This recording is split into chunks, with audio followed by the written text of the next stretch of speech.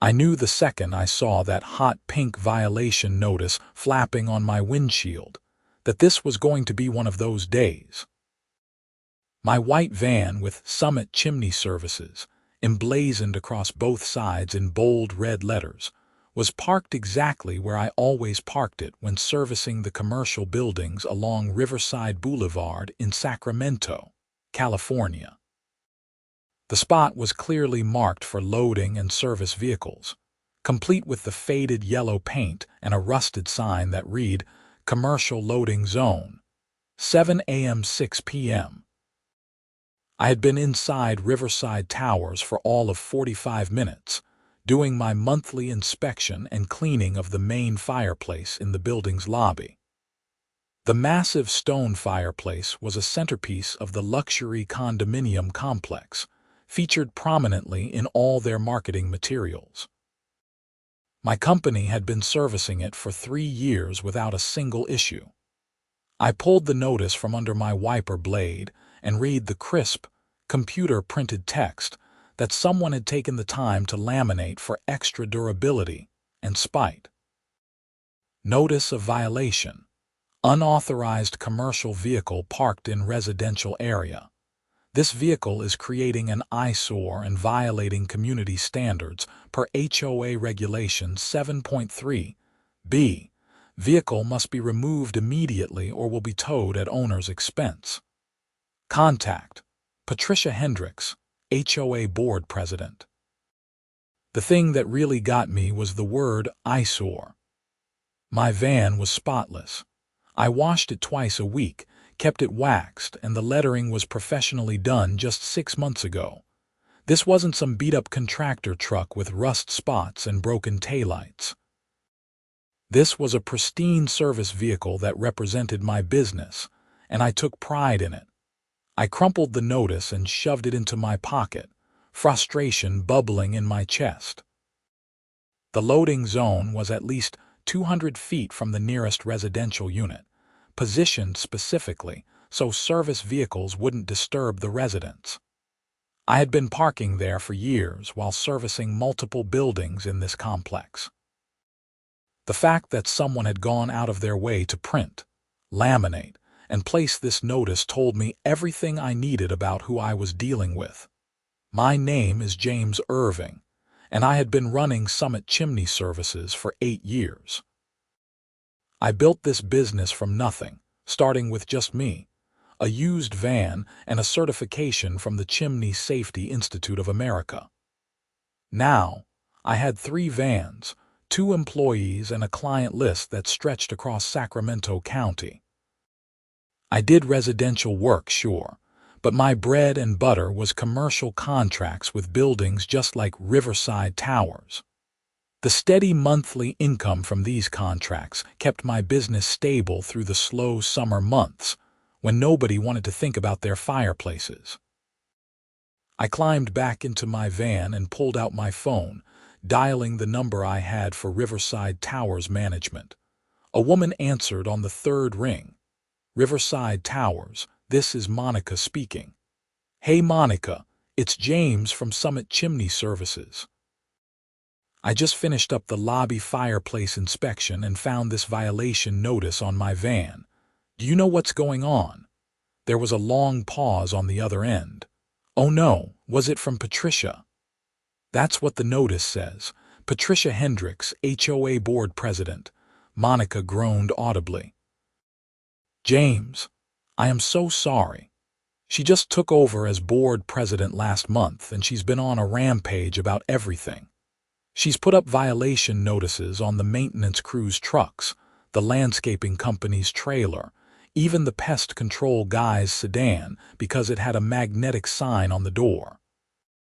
But I'm parked in the loading zone. That's literally what it's for." I know. Look, just ignore it. You're authorized to be here. Your contract is with the building management company, not the HOA. She doesn't have the authority to tow your vehicle from a designated service area." I rubbed my temples, feeling a headache forming. "All right, thanks Monica. I'll see you next month for the regular service." "See you then, and James, I'd avoid Patricia if you see her. She's a middle-aged woman with short blonde hair, usually wearing a velour tracksuit. Pink or purple, depending on the day. That got a laugh out of me despite my irritation. I'll keep an eye out for hostile velour. I hung up and started the van, pulling out of the loading zone and heading to my next job. I had 4 more buildings to service that day, and I couldn't afford to waste time worrying about some overzealous HOA president with too much time on her hands. This wasn't my first rodeo with HOA drama. They came with the territory when you worked in planned communities and condo complexes. Usually, a quick call to building management cleared things up. I should have known this situation wouldn't be so simple. 2 weeks later, I returned to Riverside Towers for an emergency call. One of the penthouse units had reported smoke backing up into their living room when they tried to use their fireplace. It was a Tuesday afternoon, and I pulled into the same loading zone I always used. This time, I had barely turned off the engine when I heard the sharp tap of knuckles on my window. I looked out to see a woman matching Monica's description perfectly. She was probably in her early 50s, with that particular haircut that somehow defied both time and reason. Short, blonde, aggressively styled. She wore a purple velour tracksuit with white sneakers, and her face was already arranged in an expression of supreme disapproval. She made a rolling motion with her hand, indicating I should lower my window. I took a breath and lowered it halfway. "Can I help you?" "You most certainly can. You can move this monstrosity immediately. This is a residential community, not a parking lot for commercial vehicles." "Madam, this is a designated loading zone for service vehicles. I'm here on an emergency call for one of your residents. There's smoke backing up into their unit." Her eyes narrowed. "I don't care if the entire building is on fire. You cannot park this vehicle here. It's an eyesore and it violates our community standards." I felt my jaw tighten. "My company has a contract to service the fireplaces in this building. I've been using this loading zone for 3 years. If you'd like to discuss this, we can call building management and sort it out. But right now I have a resident with a potentially dangerous situation that needs immediate attention. Don't you dare take that tone with me. I am the HOA president, and what I say goes. You will move this vehicle right now, or I will have it towed." I stared at her for a long moment, weighing my options. The resident waiting for me was on the 8th floor. If I moved my van, I'd have to carry all my equipment from wherever I found parking, possibly blocks away. That would delay the service call by at least 20 minutes, maybe more. And for what? To appease someone who clearly had no understanding of how service work actually functioned. "Madam, with all due respect, I'm not moving. You can call building management if you have an issue, but I have work to do." Her face turned an impressive shade of red. "You just made a very big mistake." She stalked off, phone already pressed to her ear. I grabbed my equipment bag and headed inside, nodding to the security guard who just shook his head sympathetically. Apparently, Patricia was a known quantity around here. The service call took about 90 minutes. The problem was a bird's nest that had fallen down and blocked the flue.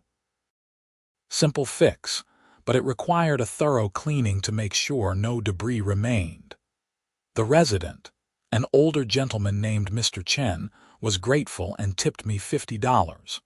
He also warned me that Patricia had been making everyone's life miserable since taking over the board. "She sent violation notices to half the building last month," he said, shaking his head. "Mine was for having a decorative wreath on my door. Said it wasn't approved by the design committee. I've had that wreath for 15 years. When I got back down to my van, there were 2 more violation notices under the wiper blade, plus a business card for a towing company. I photographed all of it and texted the images to Monica at building management. She called me immediately. James, I'm so sorry. Patricia has been calling our office nonstop about your van. She's demanding we terminate your contract. That made me sit up straight. She what? She doesn't have that authority, don't worry. Your contract is solid and it runs through the end of next year. But she's making a lot of noise about it. She's threatening to bring it to a vote at the next board meeting. Monica, I've serviced this building without a single complaint for 3 years. My work is documented, inspected, and certified. What grounds could she possibly have to terminate the contract? Grounds. James, she doesn't need grounds.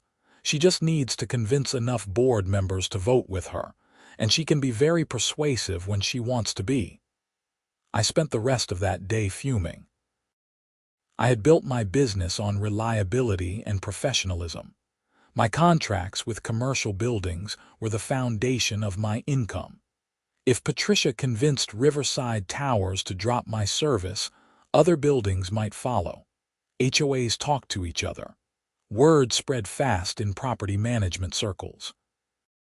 That night I called my lawyer, David Rothman. We'd gone to high school together, and he'd helped me set up my business entity and review contracts over the years. Dave, I've got an HOA situation, he laughed. Those are my favorite 3 words. Tell me everything.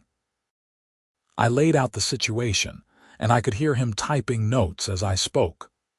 Okay, so here's the thing, he said when I finished. She can make noise, but unless she can prove you're actually violating the HOA bylaws, she can't do anything about your parking.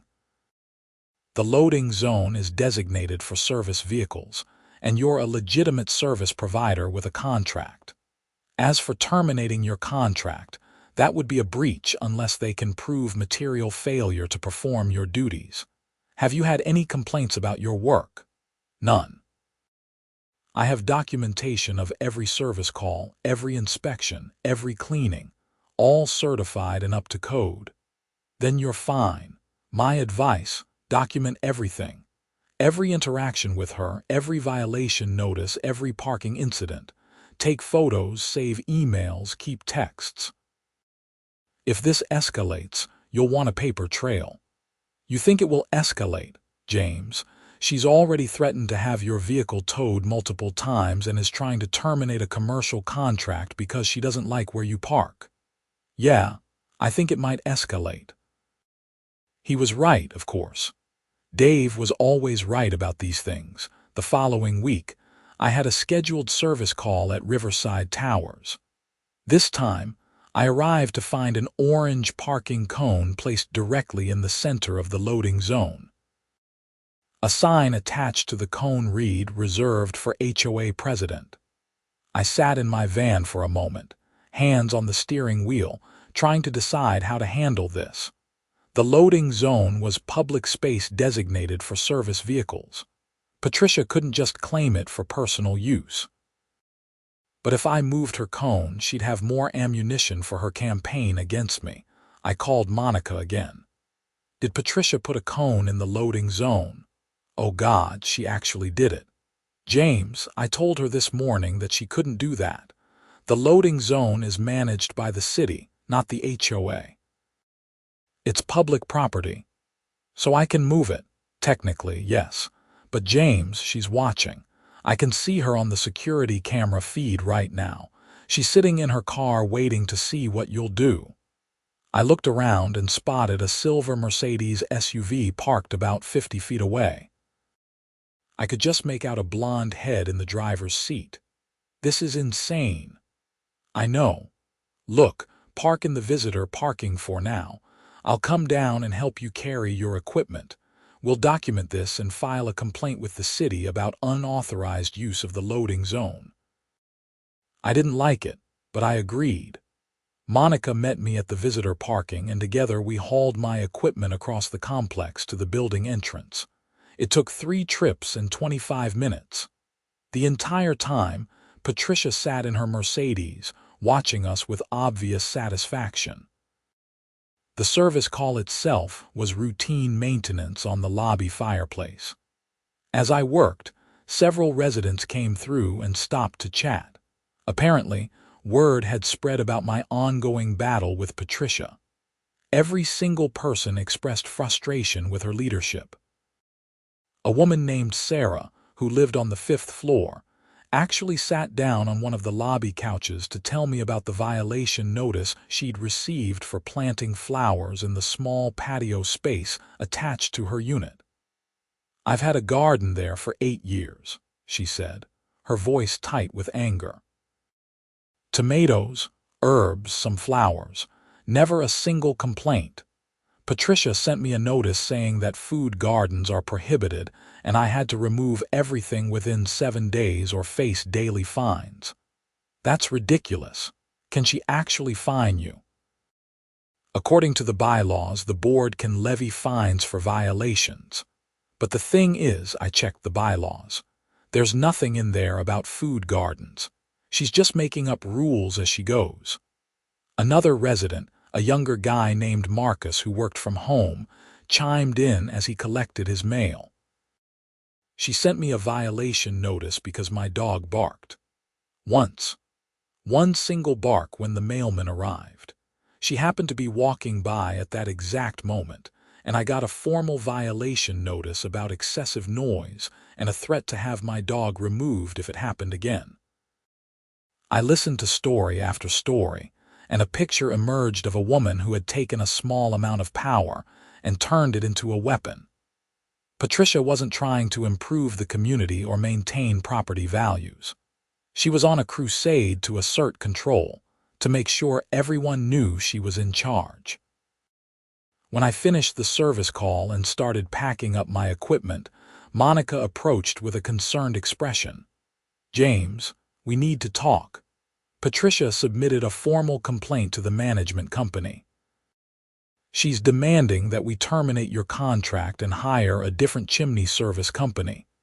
"On what grounds?" "She claims your work is substandard and that you've been disrespectful to residents." I felt heat rise in my chest. That's a lie. I have perfect documentation of all my work, and I've never been anything but professional with residents. You know that. I do know that. And I've already submitted a response defending your work and our contract. But James, she's not going to let this go. She's obsessed. What can I do?" Monica hesitated. "Honestly, keep your head down and do your job. Document everything like I know you already are. She's making enemies left and right. There's already talk of a recall vote to remove her from the board." That gave me some hope, but not much.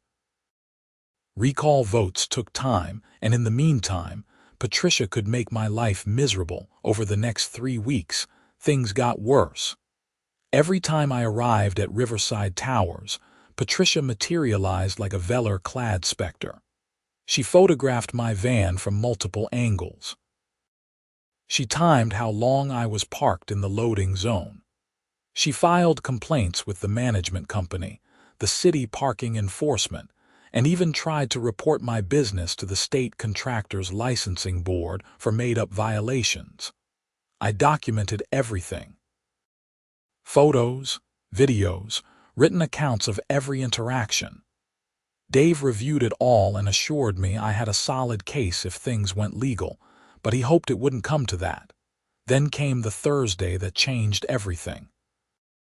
I arrived at Riverside Towers for a scheduled maintenance call on the lobby fireplace. It was a cool October morning, and I'd stopped for coffee on the way, hoping the caffeine would prepare me for whatever Patricia had planned. I pulled into the loading zone and immediately noticed something was off. There was a large moving truck parked across both driving lanes, completely blocking access to the loading zone. The truck belonged to a moving company, and 2 workers were unloading furniture and boxes onto a dolly. I couldn't get anywhere near my usual parking spot. I rolled down my window and called out to one of the movers. "Hey, how long are you guys going to be?" The mover, a stocky guy with a gray beard, shrugged. "Maybe another hour. We've got a whole house to move into a 3rd-floor unit." "Mind if I just squeeze past you to get to the loading zone?" I'll be out of your way. Can't, man. The truck needs to stay positioned like this for the lift gate. Loading zones blocked until we're done. I sighed and pulled into visitor parking again, preparing for another equipment haul. As I was gathering my tools, Patricia appeared. Of course she did. Having trouble finding parking, she asked, her voice dripping with false sweetness. The moving truck is blocking the loading zone. Oh, what a shame. Maybe you should have called ahead to make sure the area would be available. I have a scheduled appointment. The building knows I'm coming. Well, rules are rules. You'll just have to make do. She walked away, and I was left standing there with the dawning realization that this wasn't a coincidence. The timing was too perfect. Patricia had somehow arranged for the moving truck to block my access. I called Monica to confirm my suspicion. James, I don't know anything about a move scheduled for today. Let me check the building calendar. I heard her typing, then a sharp intake of breath. There's no move scheduled. Residents are supposed to reserve the loading area at least 48 hours in advance, so we can coordinate with service providers and deliveries. Whoever is moving didn't go through the proper channels. Can you find out which unit they're moving into? Give me a few minutes. I waited by my van, watching the movers work. They were efficient and professional, clearly not aware that they were pawns in Patricia's game. After about 10 minutes, Monica called back. James, the movers are working for Patricia. She's moving her mother into a unit on the 3rd floor. She never submitted the required paperwork or reserved the loading area. So she deliberately blocked the loading zone to mess with me. It looks that way. And here's the kicker. Her mother doesn't actually own the unit. Patricia is renting it out, which is a violation of the rental restrictions in the HOA bylaws. Owners can rent their units, but board members aren't allowed to operate rental properties within the community. It's a conflict of interest clause. Now this was interesting. So she's violating her own rules, massively. James, I need to go. I have to report this to the management company and the rest of the HOA board. This could be grounds for removal. I spent the next hour doing my service call, but my mind was racing. Patricia had been so focused on targeting me and other service providers that she'd gotten sloppy with her own compliance. The hypocrisy was stunning. When I came back down with my equipment, the moving truck was gone. Patricia's orange cone was back in the loading zone, and my van had a new violation notice on it. This one was different, though. It wasn't printed on the usual paper. This was handwritten on HOA letterhead, and the language was more aggressive. Final warning. This vehicle has repeatedly violated community standards despite multiple notices. If this vehicle is found on HOA property again, it will be towed immediately and the service contract will be terminated. Patricia Hendricks, HOA President. I photographed it, added it to my growing documentation folder, and sent it to Dave. He called me within minutes. James, this is actually good news. How is this good news? She's making actionable threats now. She's stating in writing that she'll have your vehicle towed from a legal parking zone and that she'll terminate a contract she has no authority to terminate. If she follows through, you have grounds for a lawsuit. And even if she doesn't follow through, you can use this to demonstrate harassment and interfere with business relations. I don't want to sue anyone, Dave. I just want to do my job. I know, but it's good to have options. Keep documenting. The weekend came and went. I spent Saturday catching up on residential calls, cleaning out chimneys for homeowners preparing for winter. It was nice to work without drama, without someone watching my every move and looking for violations that didn't exist. Monday morning, I woke up to 17 missed calls and 12 text messages, all from Monica. I called her back immediately, my stomach tight with anxiety. James, thank God. I've been trying to reach you since last night. What happened? Patricia towed your van. I blinked, trying to process what she'd just said. What do you mean she towed my van? My van is in my driveway. Not your personal van, the company van. The one you usually use for the Riverside Towers calls. She somehow got access to the parking area behind our maintenance building where we told you it would be safe to park overnight when you had early morning calls scheduled. She called a tow company at midnight and had it removed. I sat down on my couch, my mind reeling. How did she even know it was there? She's been watching. James, we have her on security footage from last night. She's in the parking area at 11:45 photographing your van. Then at 12:05 a tow truck arrives and takes it away. Where was it towed to? That's the problem. The tow company she called isn't one of the authorized companies the HOA uses. It's some outfit in the industrial area south of downtown. I have the address, but James, they're saying you have to pay $850 in towing and storage fees before they'll release the vehicle. $850. That was nearly a week's profit during the slow season, and the van contained thousands of dollars worth of equipment and tools. This is theft. I know. The management company is furious. We're filing a police report, and we've already contacted the rest of the HOA board. There's an emergency meeting scheduled for tonight. I'm going to get my van back. James, wait. Let me handle this through official channels. If you go down there angry, things could get worse. But I was already grabbing my keys. I called Dave on the way to my truck. She did what? His voice was sharp with anger. James, do not pay those fees. That's an illegal tow. Meet me at the tow yard. I'm coming with you. The tow yard was exactly as depressing as I expected.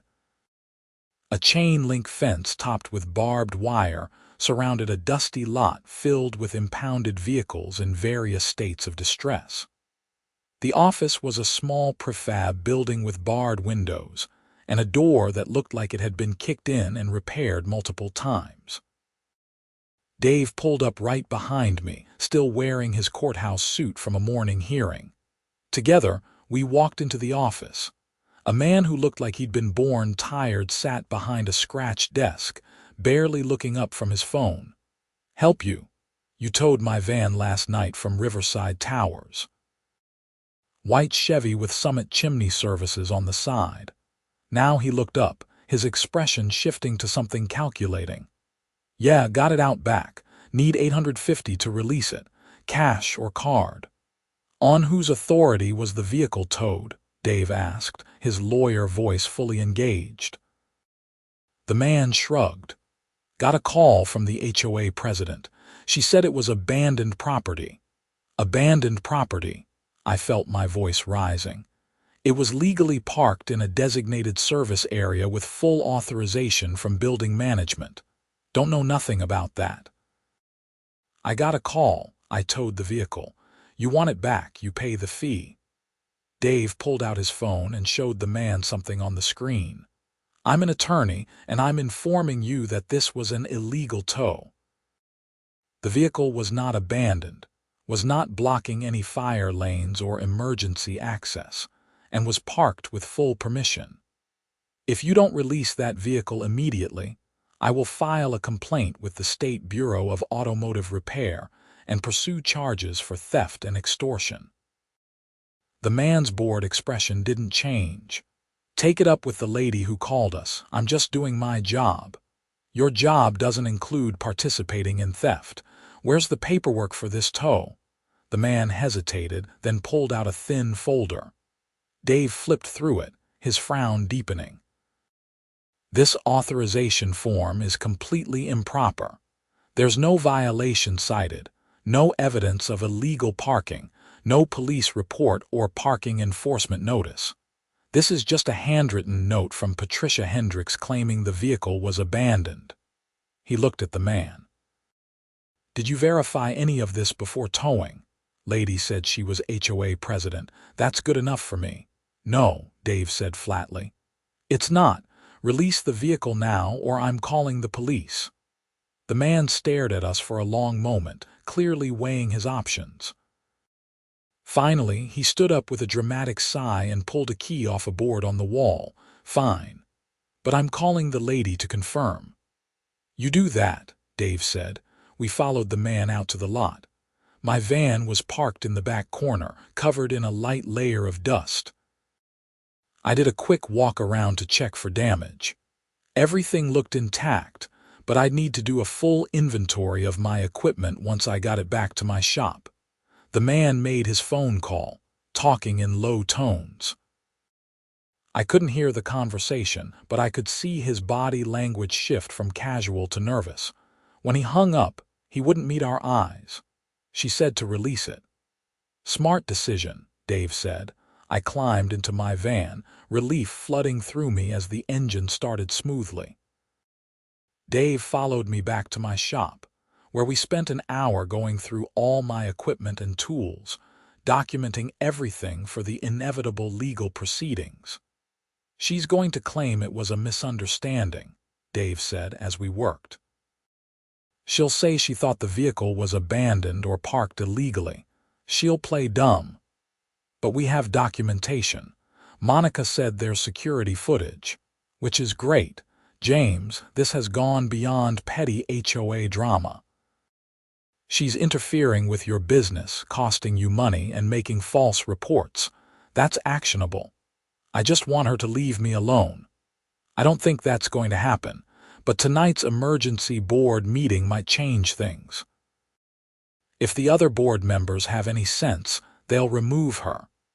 That evening, Monica called me with an update from the board meeting. "James, you're not going to believe this. Patricia showed up to the meeting with her own lawyer. She claimed that you've been harassing her, that you've been parking illegally, and that the tow was justified because your van was on HOA property without permission. That's insane. Every bit of that is a lie. I know. We presented the security footage, the parking records, your service contract, everything. The other board members were not happy. They voted to suspend Patricia's authority while they investigate her conduct." "What does that mean?"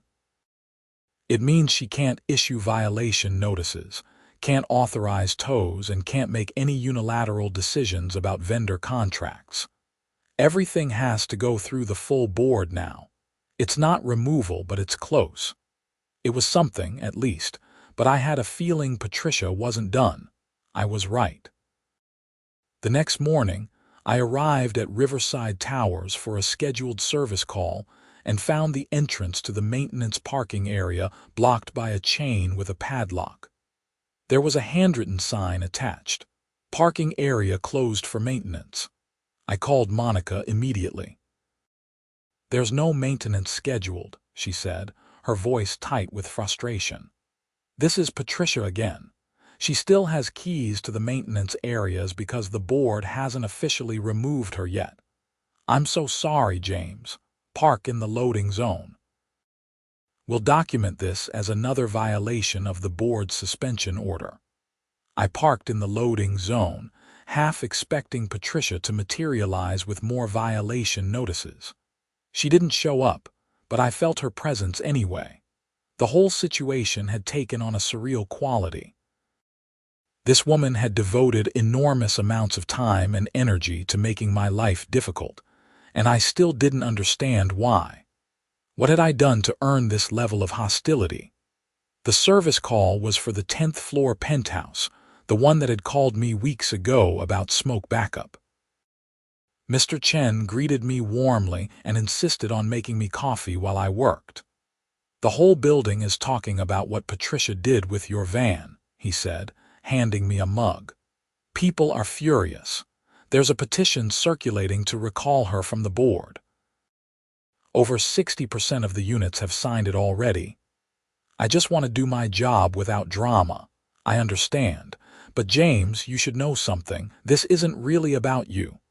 I looked up from where I was inspecting the flue. "What do you mean?" Mr. Chen settled into his armchair, cradling his own coffee mug. Patricia's husband left her about 2 years ago, cleaned out their bank accounts and ran off with a woman half his age.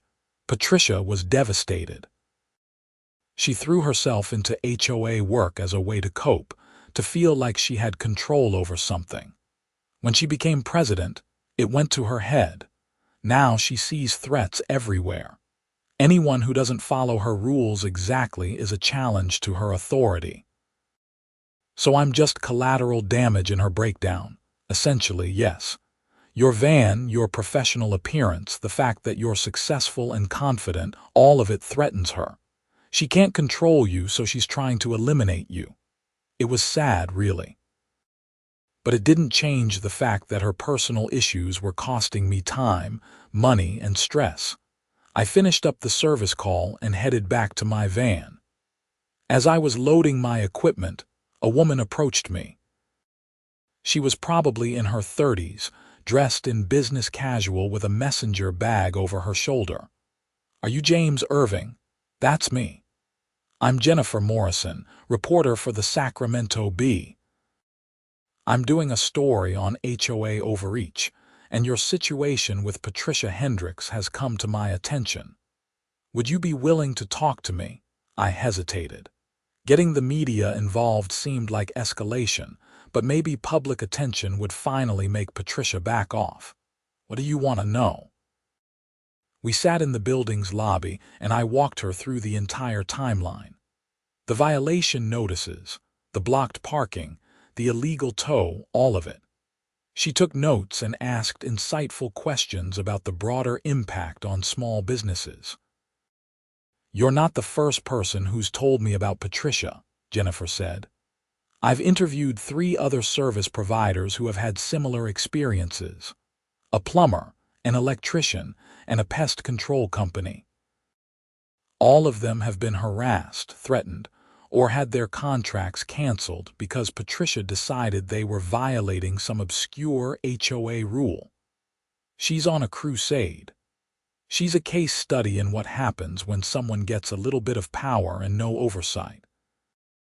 The really interesting angle here is the impact on the building itself. By driving away reliable service providers, she's actually decreasing property values and creating safety issues. When residents can't get their fireplaces inspected or their plumbing fixed, that's a real problem. The article ran 3 days later on the front page of the local section.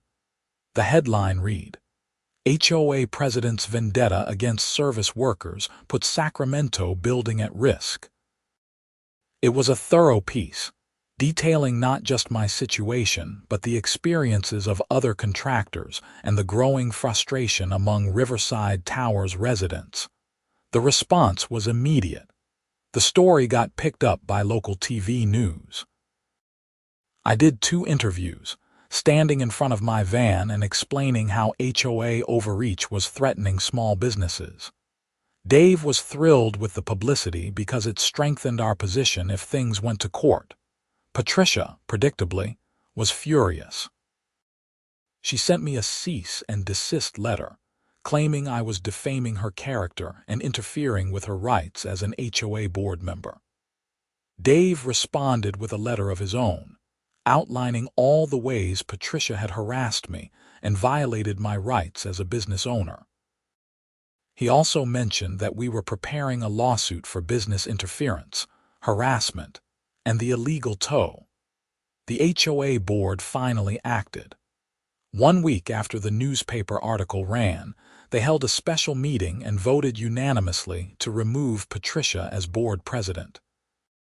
They also passed a resolution restricting her access to maintenance areas and prohibiting her from issuing violation notices or making vendor decisions. I thought it was over. I really did. But Patricia had one more move to make, and it was the most destructive one yet. The following Tuesday, I showed up at Riverside Towers for my regular monthly service call. The lobby fireplace inspection was scheduled for 10 in the morning, and I arrived 15 minutes early, as always. I parked in the loading zone without incident and gathered my equipment. When I walked into the lobby, Monica was waiting for me. Her face was pale and she looked like she'd been crying. "James, I am so sorry. I tried to call you, but you must have been driving." My stomach dropped. "What happened?" "Patricia sent an email to the building management company's corporate office. She claimed that you've been doing substandard work, that you don't have proper licensing, and that you sexually harassed her during one of your visits." I felt the floor tilt beneath me. She what? I know it's not true. Everyone knows it's not true. But corporate has a zero-tolerance policy for harassment allegations. They're requiring us to suspend your service contract pending an investigation. Monica, I've never been alone with that woman. Every interaction we've had has been in public spaces or on security cameras. This is insane. I know. I've already pulled all the security footage and documented every time you were in the building. There's no evidence of harassment because it never happened. But corporate policy is corporate policy. The contract is suspended for at least 30 days while they investigate. 30 days. In 30 days, I'd lose thousands of dollars in revenue from this contract alone. And the reputational damage of a harassment allegation, even a false one, could destroy my business. Nobody wanted to hire a contractor with that kind of cloud hanging over them. I sat down heavily on one of the lobby couches. She's trying to ruin me.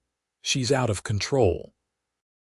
James, the board has already filed a complaint with the district attorney's office about the false allegation. Making a false harassment claim is illegal, especially when it's done to interfere with someone's livelihood. And I've contacted a lawyer on behalf of the building. We're suing Patricia for the damage she's causing to our property and our relationships with service providers. It was some consolation, but it didn't change my immediate situation. I was out thousands of dollars in lost revenue, and I had a harassment allegation on my record. Dave was apoplectic when I called him. "She did what?" "James, this is criminal. This isn't petty HOA drama anymore. This is defamation, filing a false police report, and interference with business relations. We're going to bury her. I just want my reputation back. We'll get it back, trust me. But right now, we need to be proactive. I'm going to draft a statement documenting your side of things and send it to the management company's corporate office. We'll include the security footage, testimonials from residents, your business records, everything. We'll make it impossible for them to believe her allegations." While Dave worked on the legal response, I had to face the practical reality of my situation. Losing the Riverside Towers contract meant I had a significant gap in my monthly revenue. I needed to find new clients, and I needed to do it fast. I spent the next week reaching out to property managers, sending proposals, and following up on leads. The work was exhausting and demoralizing.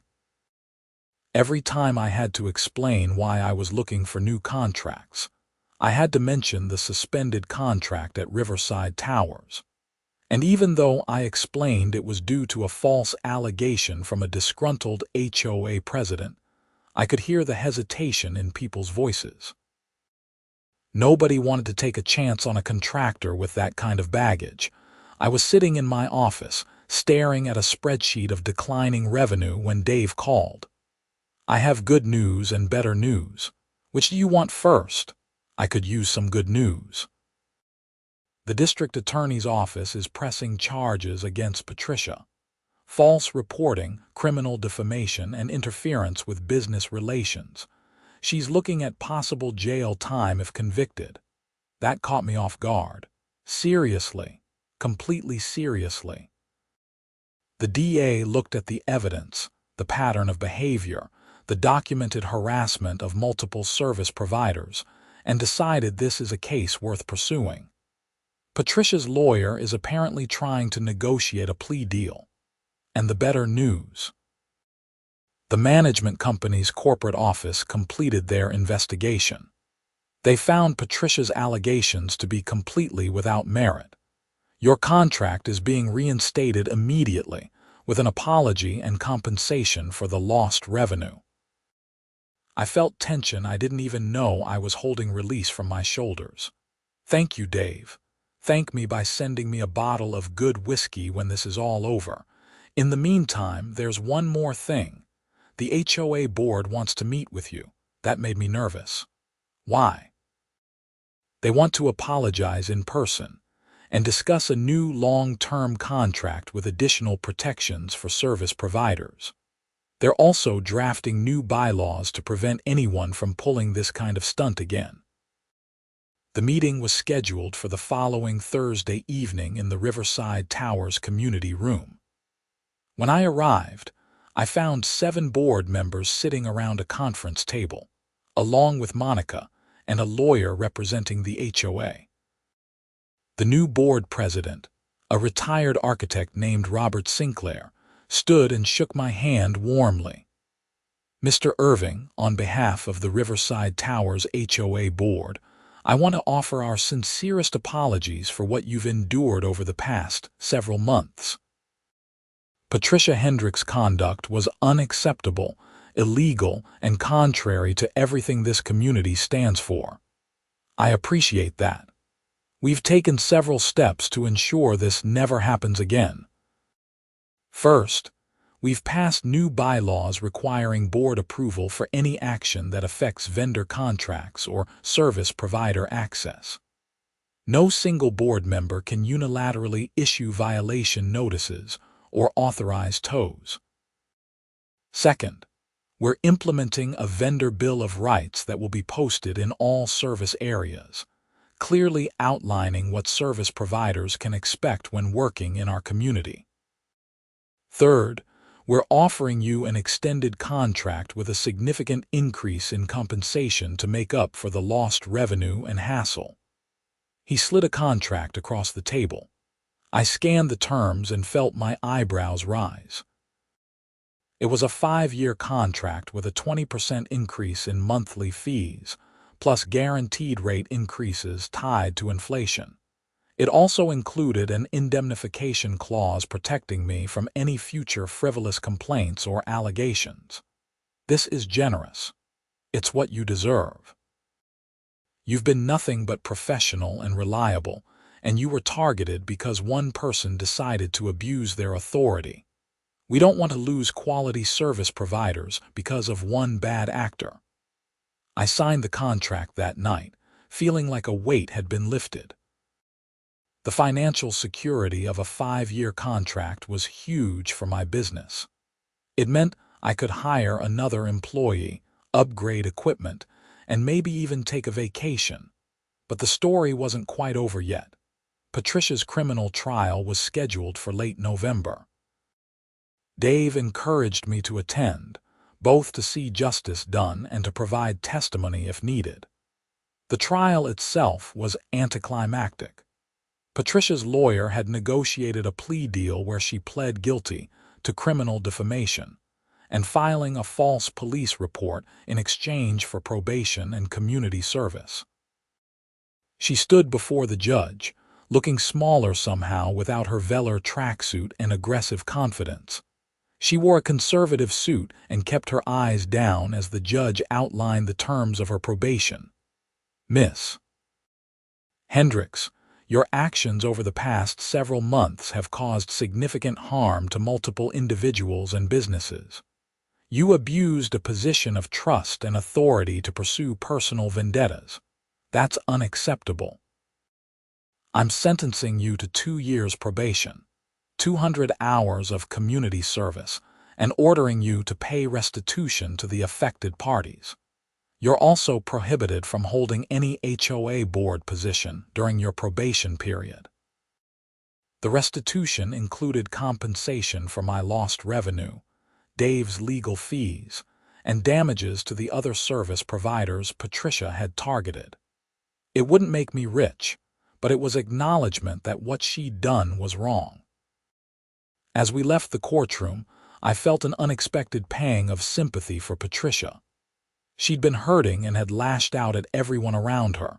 It didn't excuse her actions, but it made them more understandable. "Don't feel too bad for her," Dave said, reading my expression. "She made her choices. She could have gotten help, could have stepped down from the board when she realized she was overwhelmed. Instead, she decided to make everyone else miserable. I know. It's just sad, the whole thing. It is. But it's also a warning to other HOA bullies. There are consequences for this kind of behavior." The story got one final media burst when the Sacramento Bee ran a follow-up article about the case. Jennifer Morrison's piece highlighted the growing problem of HOA overreach and the need for better oversight and accountability. My case was featured prominently, along with interviews with other service providers who'd been targeted by overzealous board members.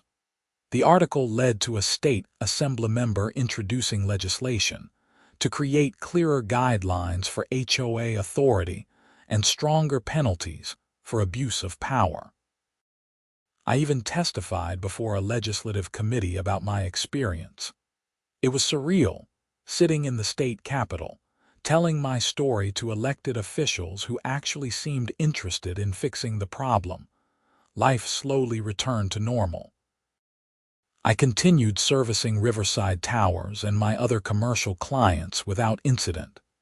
The new HOA board at Riverside Towers was professional and reasonable. They followed proper procedures, gave adequate notice before meetings, and treated service providers with respect. I hired a new employee, a young guy fresh out of trade school who was eager to learn the business. Teaching him the ropes reminded me why I loved this work. There was something satisfying about making a chimney safe and functional, about preventing fires and carbon monoxide poisoning through proper maintenance. 6 months after Patricia's sentencing, I got an unexpected call from Monica. "James, I wanted to let you know that Patricia is moving out of Riverside Towers. She sold her unit and her mother's rental. I thought you'd want to know." "How's she doing?"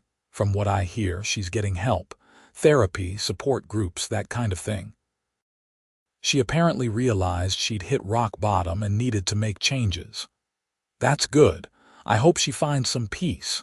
And I meant it. Despite everything she'd put me through, I didn't want her to suffer. I wanted her to get better, to find healthier ways to deal with her pain and need for control. Looking back on the whole experience, I learned some valuable lessons about documentation, standing up for yourself, and the importance of good legal representation. But I also learned about the fragility of small business success and how one person with a grudge can cause enormous damage. My business survived, even thrived, because I had people in my corner. Monica and the building management stood up for me. Dave provided excellent legal advice and representation.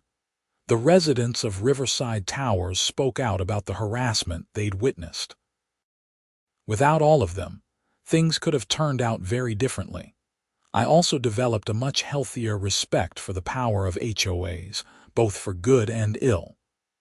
When they function properly, HOAs maintain property values, create community standards, and solve collective action problems. But when someone abuses that power, they can make life miserable for everyone around them.